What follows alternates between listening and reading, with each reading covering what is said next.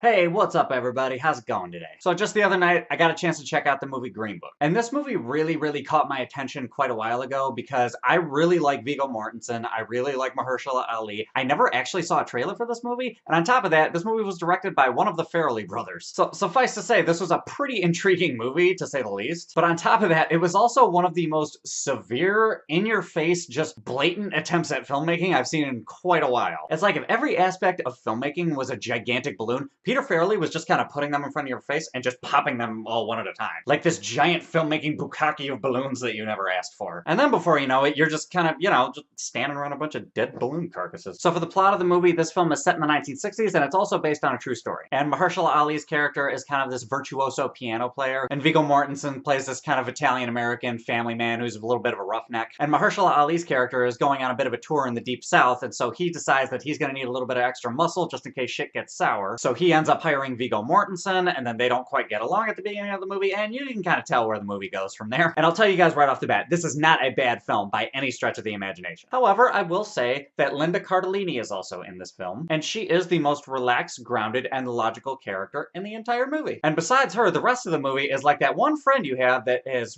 way too much energy. And you're like, hey man, we about to go out tonight? And then they're like, you're fucking right, we're going out tonight. Like seriously, this movie had like no chill whatsoever. Pretty much everything in the movie is super apparent. Like Viggo Morgan's character isn't just, an Italian-American, he's a fucking Italian-American with meatballs. How you guys doing? And you know those club owners that kind of put on fake smiles? No, they put on fake smiles. And every stereotype you've ever heard is just overly stereotypical. And on top of that, the background music wasn't exactly in the background. Like, not all the time, but there were some times where that music was really telling you how to feel. And that's probably my biggest gripe with this movie, is that it was a little bit cartoony, and it was just kind of giving you this noogie from an older brother as to what you should be feeling. The whole time, the movie was just like, hey, this part's supposed to be funny. But the thing about it was, anytime that happened, the movie actually was funny. But at the same token, it kind of used that playful nature to tackle some more serious subjects. Because realistically, there is a lot of, racial tension in the world. Like, it doesn't matter what country you live in, that's just a kind of a reality of life. And the vibe that I got from this movie is that there are conversations that need to be had, there are some issues that we all have, but at the end of the day, we're all human and we all love to laugh, and if we can share that, maybe we can go elsewhere. Whether it's philosophically or politically or emotionally or whatever. And I know it sounds like I'm ragging on the tone of the film a lot, but you know what? The tone was consistent. So the movie may have been swinging a little bit too hard, but it knew what it was swinging for, and I gotta give it a little bit of respect. And to his credit, Viggo Mortensen, he really,